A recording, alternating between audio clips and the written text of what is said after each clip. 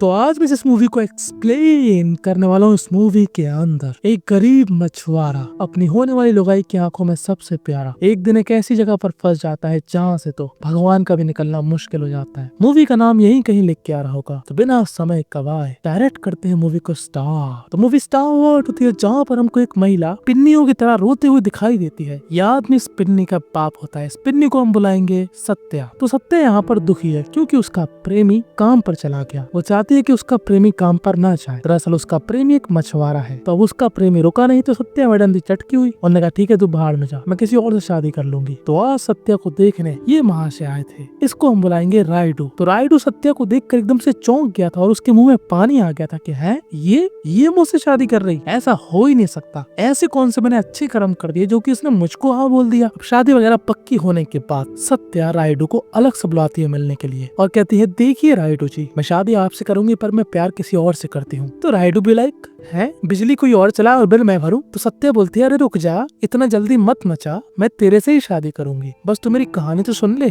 तो अब सत्या सुनाएगी हमको कहानी उसके पास्ट की। सत्या का गांव मच्छलेसम, जहाँ के लोग अपनी फैमिली का गुजारा करने के लिए यहाँ से गुजरात जाते हैं मछली पकड़ने के लिए। वो एक कॉन्ट्रैक्ट बेस पे जाते हैं। 9 महीने वो मछली पकड़ते हैं, 3 महीने वो अपनी फैमिली के साथ रहते हैं। इन्हीं मछुआरों में से एक मछुआरे से सत्या को प्यार था। उस मछुआरे का नाम था राजू। राजू और सत्या एक दूसरे से ही फुका हुआ प्यार किया करते थे और जियो के अनलिमिटेड कॉलिंग वाले रिचार्ज का पूर्णतः लाभ उठाया करते थे। हर समय इनकी बातचीत चालू रहती है। राजू क्या कर रहा है, सत्या ने खाना खाया कि नहीं, राजू ने खाना खाया कि नहीं, मछली पकड़ी कि नहीं, आज का दिन कैसा रहा, फलाना ठिकाना। मतलब दुनिया भर की पंचायत आप जिसको बताते हो और वो इंसान आपकी बातों को ध्यान से सुनता है, इसको ही प्यार बोलते हैं। भले ही आपकी बातें कोई सेंस न बनाती हो, 2 कौड़ी की हो, भद्दी हो, अच्छी हो, बट सुनना पड़ेगा। फिर अपना कॉन्ट्रैक्ट खत्म होने के बाद उस गुजराती मुंशी से पैसा लेते हैं। ये मुंशी उनको पूरा पैसा नहीं देता, थोड़ा रख लिया करता था। कहता है कि बाद में दे दूंगा। अभी लोग जैसे ही अपने गांव आते हैं, राजू अपनी माँ से मिलने से पहले सबसे पहले किससे मिलता है, सत्या से। क्योंकि माँ से मिलने पर उसको मिलेगा आशीर्वाद, पर सत्या से मिलने पर उसको मिलेगा चरम सुख का स्वाद। अब वो सत्या को जैसे ही टच करता है, सत्या के अंदर पता नहीं कौन सा करंट दौड़ जाता। मैडम जी बिना मेहनत के वेट हो गई थी, राजू के साथ भाग रही थी, उड़ रही थी, मैडम जी जेट हो गई थी। मतलब सत्या इतनी ज्यादा खुश थी राजू से मिलने के बाद। वो पूरा 9 महीना उसका इंतजार किया करती थी और जैसे ही राजू आया करता था उसको ऐसी खुशी मिलती थी कि मानो किसी प्यासे को पानी मिल गया हो। अब देखो राजू के जो पिताजी थे वो भी एक मछुआरे थे और वो लीडर थे जिनको ये लोग बोलते थे ठंडेल। उनकी मौत हो गई थी बहुत पहले। अब एक दिन उनको मालूम चलता है कि एक बंदरगाह है जहाँ से ये लोग मछली पकड़ा करते थे, वहाँ पर कंस्ट्रक्शन का काम चल रहा है जिससे इनका नुकसान हो सकता है। तो अब इस मूवी का हीरो कौन है, राजू। तो इस मैटर को सॉल्व कौन करेगा, राजू। तो जैसे ही राजू अपने गांव का मैटर सॉल्व करता है, राजू इन सभी के लिए बन गया था देवता। बुजुर्ग आदमी राजू से कहता है कि राजू आज से तू है इस गांव का ठंडेल। सिंपल शब्दों में बोला जाए तो मुखिया। तो अब ठंडेल के गांव में पूजा होती है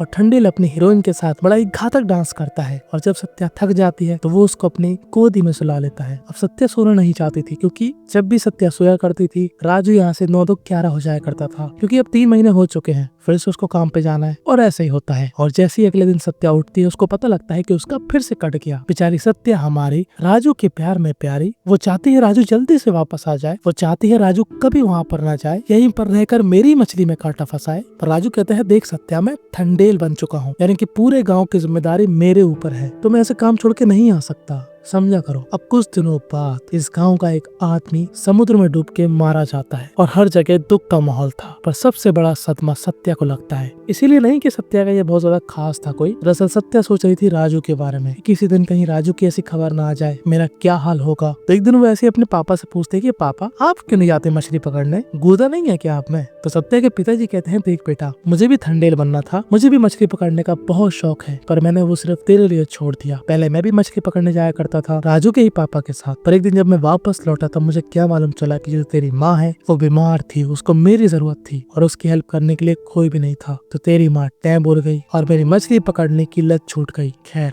अब 9 महीने बीतने के बाद हमारा राजू फिर से वापस आ चुका था, पर इस बार सत्या राजू को देखकर खुश नहीं गुस्सा थी, क्योंकि अब सत्या ने मन बना लिया है कि देख राजू तू यहाँ से कहीं नहीं जाएगा, मैं चाहती हूँ तू मेरे साथ ही रहे, हम लोग यहीं पे छोटा मोटा काम करेंगे। मैं 9 महीने के लिए नहीं रह सकती तेरे बिना, मुझे खुजली होती है, मेरी भी कुछ जरूरत है। नहीं वैसी नहीं, ये मूवी उस टाइप की नहीं है। मतलब सत्या इनडायरेक्टली ये कह रही है कि तेरे बिना जीना मुश्किल है, तो वो उसे कहती है तू नहीं जाएगा। तो अब राजू उसको बहुत समझाता है, पर हम सभी को मालूम कि ये लड़की चाह कभी किसी की नहीं सुनती, बस अपना अपना भेजा चलाएंगी, प्रैक्टिकल बातों पर बिल्कुल नहीं जाएंगी। और एक दिन राजू उसको ऐसे अपनी गोदी में सुलाकर अगले दिन फिर से फुर्र हो जाता है और हमारी सत्या पिन्नियों की तरह फिर से रोने लगती है और भाग के स्टेशन जाती है। वो जैसी सत्या को देखती है उसको माँ बहन की गाली बकने लगती है कि तेरी माँ की मैं मर भी जाती पर तेरी झूठी कसम नहीं खाती, तूने मुझसे झूठ बोला कि तू नहीं जाएगा, आखिर मछुआरा ही है, अपनी औकात तो दिखाएगा। पर अब सत्या का मन 5 रुपए वाली ईंट की तरह कठोर हो गया था। वो अब राजू की चिकनी चुपड़ी चाशनी वाली बातों में नहीं आएगी। वो कहती है देख अगर तू जाएगा तो मुझे अपने जीवन में कभी नहीं पाएगा, मैं किसी और से शादी कर लूंगी और सिर्फ उसको ही दूंगी। तो राजू का दिमाग एकदम खराब हो जाता है कि अब वो क्या करे, पर वो यहाँ पर अपने गाँव वालों को चुनता है क्योंकि वो ठंडेल है, उसकी जिम्मेदारियां है कुछ, और वो चला जाता है और सत्या को बहुत दुख होता है। अब जब भी राजू काम करता वो सत्या को फोन लगाता, सत्या उसको फुल्ली इग्नोर मारती और बिना सत्या की आवाज सुने राजू वहाँ पर तड़पा जा रहा था। वो बस सत्या से बात करना चाह रहा था, पर अब सत्या ने ठान लिया है कि वो उससे कभी बात नहीं करेगी। खैर बस यहीं पर सत्या की कहानी खत्म हो जाती है। रायडू को सब कुछ मालूम चल जाता है। अब सत्या रायडू से यहाँ पर कहती है कि मेरी बस एक ख्वाहिश है कि हमारी शादी होने से पहले मैं एक बार राजू के सामने जाकर बोलना चाहती हूँ कि तुझे मेरी कदर नहीं थी, तूने मुझसे झूठ बोला, फलाना ठिकाना, यानी कि सीधे शब्दों में बोला जाए तो वो अपनी भड़ास निकालना चाहती है राजू के ऊपर। मतलब वो बेचारा राजू एक तो बेचारा काम कर रहा है ना, इतनी मेहनत कर रहा है, ठंडेल भी है, सबकी जिम्मेदारी है, पर मैडम जी को अपनी सूझी है। भाई कितनी सेल्फिश है ये लड़की। ठीक है तुमको प्यार है पर जिससे तुमने प्यार किया उसके ऊपर जिम्मेदारियां हैं। राजू हमारा मेहनती है, कोई नल्ला बेरोजगार नहीं है। खैर अब कहानी हमको प्रेजेंट से ही दिखाई जाएगी। अब यहाँ रायडू खुश है। अब यहाँ पर रायडू सत्या के प्यार में पड़ता जा रहा था और वहाँ पर राजू जिस समुद्र में था उसका बहाव बढ़ता जा रहा था। ये बहुत बड़ा समुद्री तूफान था जिसमें ये लोग जैसे तैसे बच जाते हैं, पर तभी इनको एक नाव दिखती है जहाँ पर कुछ लोग फंसे थे। अब साउथ का हीरो है, खुद की फटी डली है पर फिर भी दूसरों की हेल्प करेगा ही। वो इन तीनों लोगों को बचा लेता है और अपनी बोट में ले आता है कि तभी राजू और उसके सभी साथियों को एक बहुत ही बड़ी शिप दिखती है। इस शिप के लोगों को देखकर उनकी नहीं फटी थी, उनकी फटी थी शिप में लगे झंडे को देखकर, जो कि था पाकिस्तान का झंडा। ये लोग गलती से पाकिस्तान के एरिया में आ गए थे और अब क्या इनको पाकिस्तान में कैदियों की तरह रखा जाएगा। सभी को निर्वस्त्र करवाते हैं, चेकिंग करते हैं। हालत काफी टाइट थी और जैसे गाँव वालों को ये बात मालूम चलती है वो लोग तो बेचारे लाचार हो गए थे क्योंकि उन सभी के करता धरता यानी कि बाप भाई पति जो कमाया करते थे वो अब कैसे वापस आएंगे। अब ये लोग जिस जेल में थे वहाँ के लोगों को मालूम चल जाता है कि ये सभी लोग हिंदुस्तानी हैं और यहाँ पर एक बहुत ही बड़ा नपुंसक था। नपुंसक नीचे से नहीं दिमाग से। अब मैं डायरेक्ट नहीं बोल सकता ये वही इंसान था जो कि मासूमों को मारता है और हर समय आजादी आजादी चिल्लाता रहता है। ये साले किसी के मीत नहीं होते, चाहे हिंदुस्तानी हो चाहे पाकिस्तानी हो, इनको बस बेकार माहौल बनाकर रखना है। इसको हम बुलाएंगे चोमू। तो चोमू यहाँ पर सभी हिंदुस्तानियों के सामने एक दीवार पे हिंदुस्तान लिखता है और उसके ऊपर सूसू कर देता है। अब ये देख के सबका खून खौल गया था, पर वो लोग यहाँ पर कुछ भी नहीं कर सकते थे क्योंकि वो लोग थे पाकिस्तान के अंदर और इस जेल का मेन हेड ये इंसान था। इसको हम बुलाएंगे हेड। तो अब ये लोग जेल में फंसे हुए थे और उनके गाँव में भुखमरी सी छा गई थी क्योंकि इनकी औरतों के पास बिल्कुल पैसा नहीं है। वो लोग कैसे गुजारा करें। तभी सत्या डिसाइड करती है वो गुजरात जाएगी और जो पैसा वो मुंशी रोक के रखा करता था वो सारा पैसा लेके आएगी। पहले ये मुंशी यहाँ पर नौटंकी करता है पर सत्या यहाँ पर धरना पे बैठ जाती है और मुंशी उसको पूरा पैसा दे देता है। और एक बात और, हर जगह सत्या के साथ रायडू जा रहा था क्योंकि रायडू को ऐसा लग रहा था कि सत्या उसी से ही शादी करेगी। अब यहाँ पर सभी महिलाएं अपने पति, अपने बाप, अपने भाई जो भी लगते हैं उनको छुड़ाने के लिए उनके आधार कार्ड लेकर फोटो खिंचवाती है और वो फोटो अखबार में आ रही थी जिससे ये टॉपिक बढ़ जाए और किसी बड़े नेता तक ये बात पहुंच जाए। और ऐसा होता भी है। सुशीला स्वराज के पास ये बात पहुंच गई थी और सुशीला स्वराज जुगाड़ करके उन सभी को छुड़वाने की व्यवस्था कर लेती है। और आज ही का दिन है कि ये सभी लोग छूट जाएंगे, पर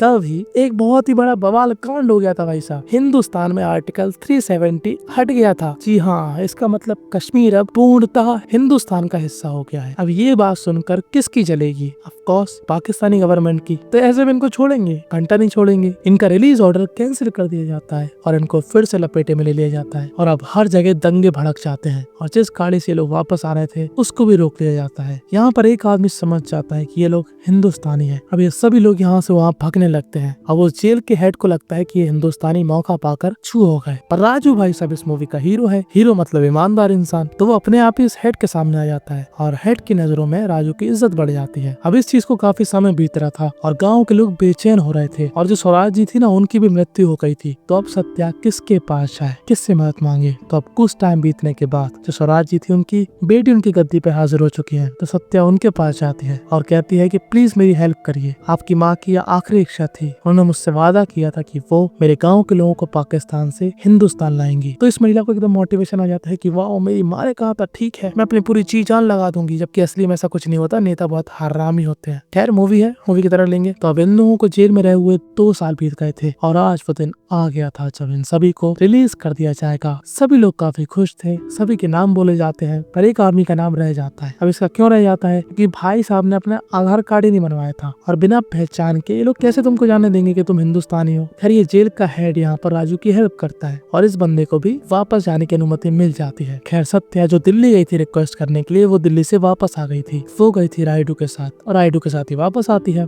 अब जैसे वो गाँव आती है उसको क्या मालूम चलता है कि अभी गाँव के सभी लोग तो नहीं आए, पर राजू आ गया है। अब राजू इतनी जल्दी कैसे आ गया? तो यहाँ पर एक बहुत बड़ा सीक्रेट रिवील होता है। जो राइडू था उसने अपने पैसों से राजू के लिए फ्लाइट की टिकट बुक कराई ताकि वो सत्या से जल्दी मिल सके। राइडू को शुरू से ही मालूम था कि सत्या उससे इत्तू सा मतलब रत्ती भर प्यार नहीं करती। मतलब राइडू कितना अच्छा इंसान है, आप लोग देखो उसने सत्या की कितनी हेल्प करी। बेचारा कहाँ कहाँ तक गया, अपने पैसे लगाए, अपना टाइम लगाया और सबसे ज्यादा उसने अपना दिल लगाया था सत्या के ऊपर, जिसका रिजल्ट क्या हुआ? शून्य, कुछ नहीं मिला बेचारे को। खैर अब इन दोनों का मिलन हो चुका है। शुरू में थोड़ी नौटंकी पटंकी होती है, बाद में मान जाते हैं और हो सकता है कुम्भ हुआ और लास्ट में। खैर दिखाई नहीं गया तो मैं कंफर्म नहीं बोल सकता। बस यहीं पर ये मूवी थी एंड हो जाती है। इस मूवी की इंस्पिरेशन सच्ची घटनाओं से ली गई है। खैर इस मूवी से हमको यही सीखने को मिला कि अगर लड़की तुमको बता रही है कि उसका प्यार कोई और है या था, तो ऐसी महिलाओं से दूर रहें। खैर तुमको क्या लगता है कि अगर तुम्हारी गर्लफ्रेंड तुमको ऐसे ही रोकती तो क्या तुम उसके लिए रुकते या फिर राजू की तरह अपनी जिम्मेदारियों का पालन करते और अपने काम पर ध्यान देते? कमेंट में अपनी राय ईमानदारी से बताना। और हाँ, इस कहानी के अंदर जो भी कपड़े पहने गए ना, उनकी लिंक्स अगर तुम यहाँ पर क्लिक करोगे तुमको दिख जाएगी। इस वीडियो के अंदर कमेंट कर देना ताकि अगली बार मैं तुम्हारा नाम यूज कर सकूं वीडियो में।